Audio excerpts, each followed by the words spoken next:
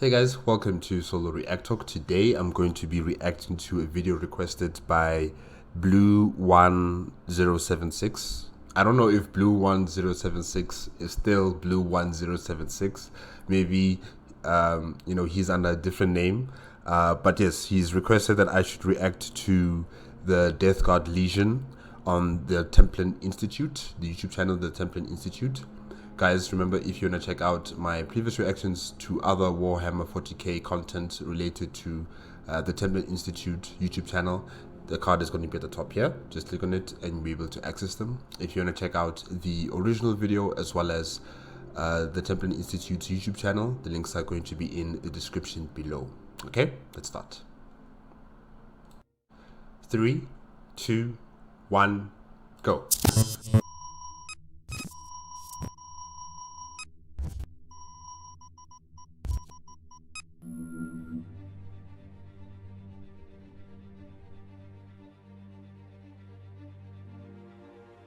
At the height of the Imperium, when the dominion of mankind had spread across the entire galaxy and a final victory was near, the Emperor was betrayed.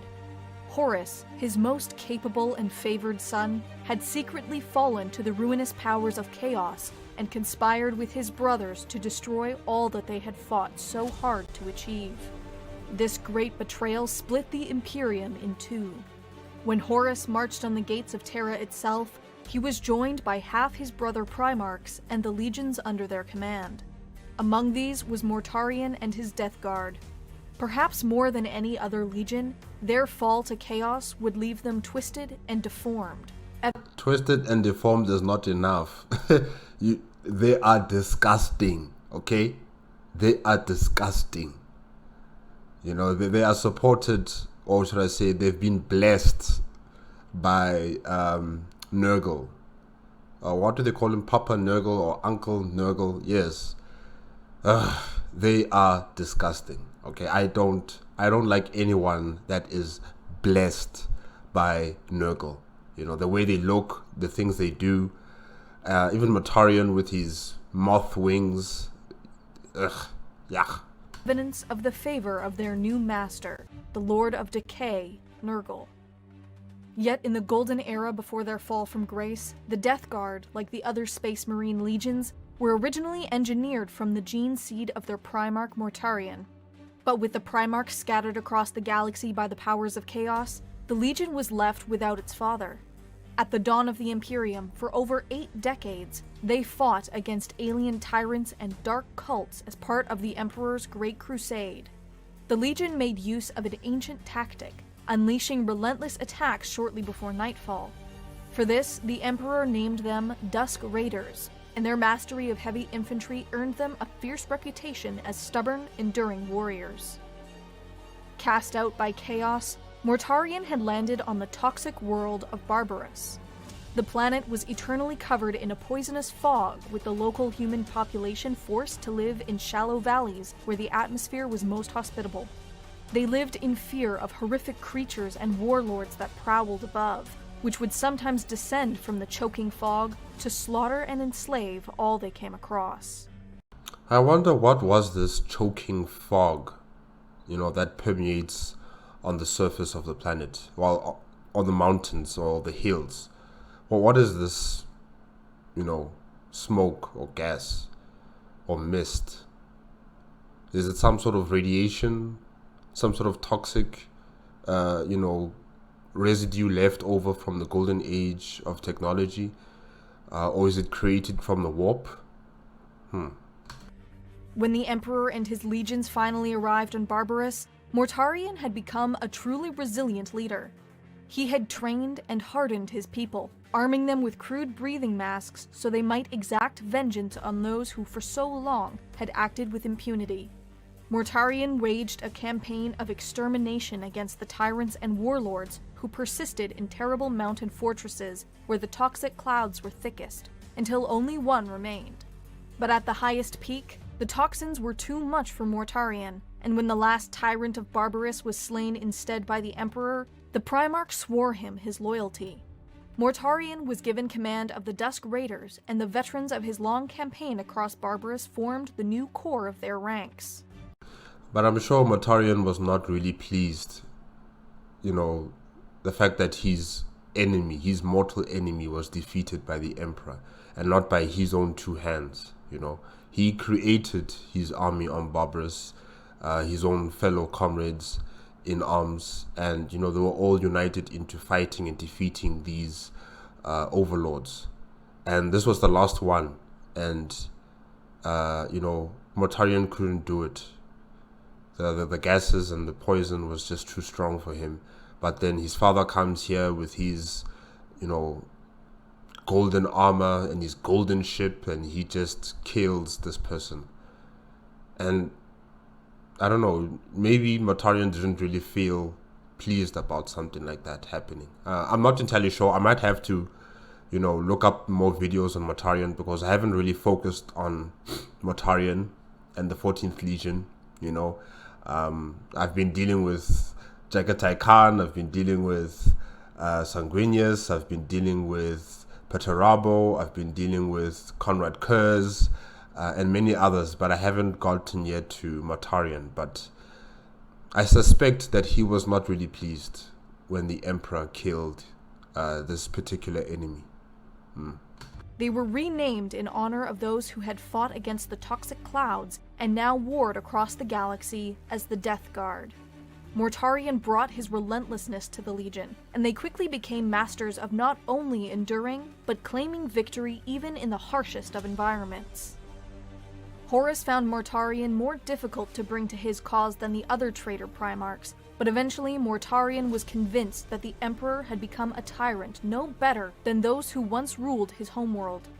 In the opening battle of what would become the Horus Heresy, the Death Guard slaughtered their fellow Space Marines, including a third of their own legion who remained loyal to the Imperium.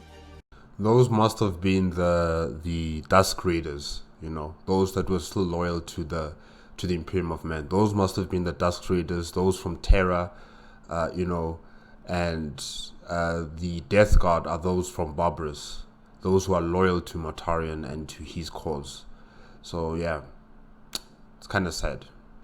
The traitors carved their way across the Imperium, repeatedly engaging Jagatai Khan and his legion, the White Scars, for whom they developed a particular hatred.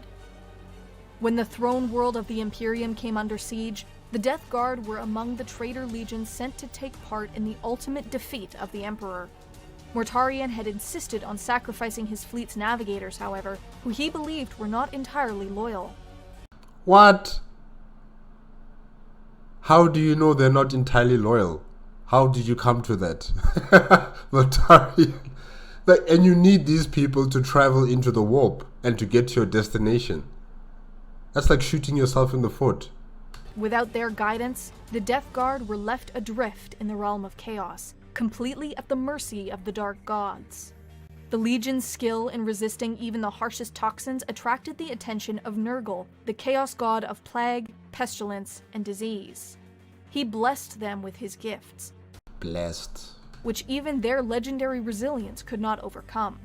The Legion was transformed utterly, becoming an army of postulant grotesques, riddled with corruption, yet unable to die. None suffered greater than Mortarion, now a nightmarish demon lord who traded his soul and the souls of all his sons in exchange for deliverance. What emerged from the warp to take part in the Battle of Terra bore little resemblance to what had entered. The last betrayed remnants of the Dusk Raiders were gone forever. In their place stood the Plague Marines of the Death Guard. When the Emperor slew Horus in orbit over Terra and the rebellion collapsed, the Death Guard fell back to the Eye of Terror alongside the other traitor legions. Barbarous was quickly destroyed by the vengeful Imperium, so deep within the Eye of Terror, the Death Guard set about creating their fallen world anew. Their new homeworld is a dark reflection of Barbarous, wrapped in clouds of contagion, home to plague-ridden abominations that stalk rotting forests and putrid swamps. But just listen to the irony of this, guys. Mortarion, when he was on Barbarous, he was fighting against something like this. He was fighting against the overlords who use these toxic gases to subdue the people and to, control them and hunt them down and just continue this perpetuation of tyranny on the planet. He he united his planet in defeating these people. And now he is serving Nurgle, and he's doing the exact same thing that his overlords on Barbaros were doing. He's creating a spitting image, or maybe even a better image, of the toxic world of Barbaros here on this this fallen world in the warp. Ugh. Look at that guy. Ugh. Is that a Terminator? At the dawn of the Legion, Mortarion and the Death Guard fought against the tyrants and warlords who preyed upon the weak. Exactly. Now, they revel in the bitter irony that they have become the very thing they sought to destroy. They rule their new world from fortresses built atop the highest mountains, cloaked in toxic fog that they alone possess the will to endure. In the millennia since the Horus Heresy, the Death Guard have emerged across the galaxy to spread new plagues and epidemics of violence and decay before withdrawing once again into the warp. Ever the traditionalist, Mortarion's forces have remained relatively cohesive. The Legion consists of 7 plague companies, each specializing in different aspects of warfare. The first of these is ruled by Typhus the Traveler, a herald of Nurgle whose own visions for the future have made him a rival of Mortarion himself. Uh-oh. That's not good. That is definitely not good.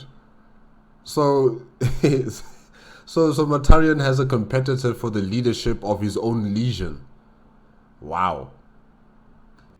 Yet from the lowest, wheezing cultist to plague-infested demonic engines, the Death Guard spread ruin and decay so that their own terrible fate might seem less shameful by comparison.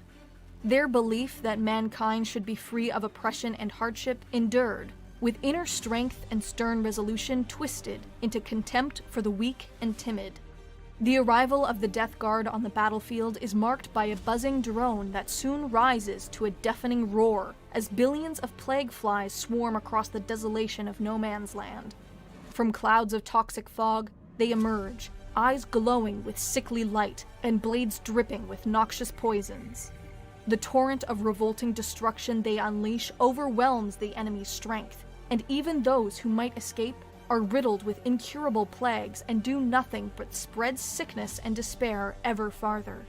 So I'm sure they have to die. If you survive a war or a battle with Nurgle, you have to die.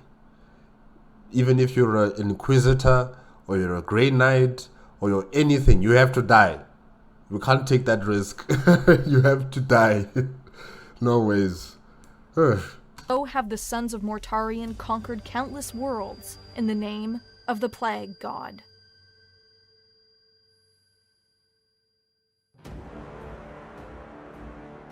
Join the Templin Institute in the grim darkness of the far future as we play some Battlefleet Gothic Armada on our Twitch channel. We'll be going live immediately after this video is released, but if you miss the stream, don't worry. You can catch our game alongside the rest of our past broadcasts on the Templin Archives channel.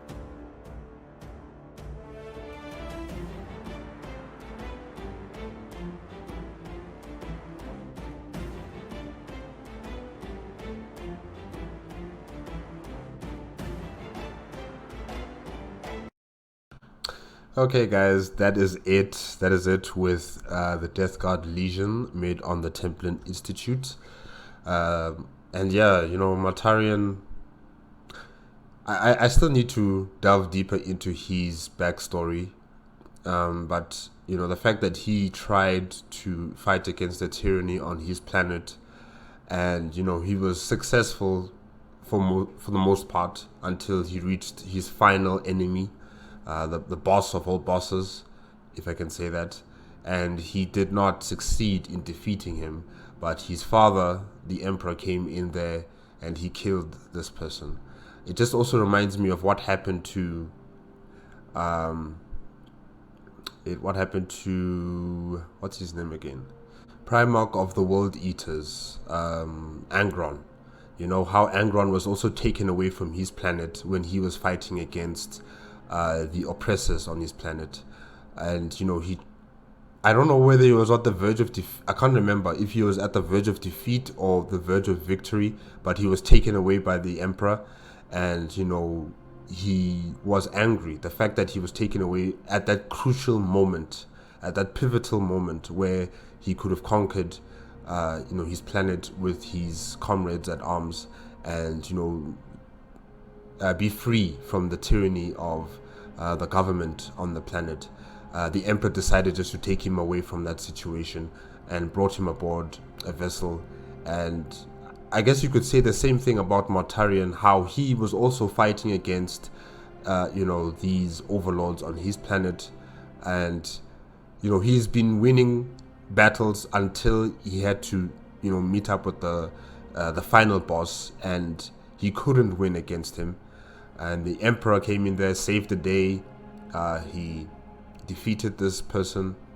And I'm sure Mortarion, yes, he did swear allegiance to the Emperor, but deep down he must have also felt a bit bitter. The fact that, this person that he's been targeting for a very long time, has been taken out, not by him, but by the Emperor. So I'm sure he must have had some sort of like a bad feeling about that.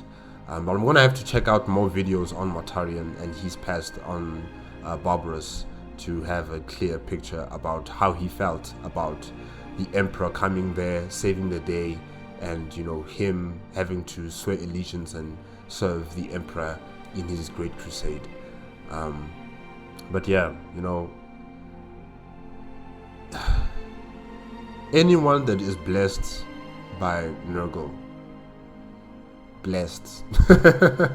You guys are disgusting. I'm sorry. It is disgusting. It is so nightmarish and just yuck and muck and just disgusting, really.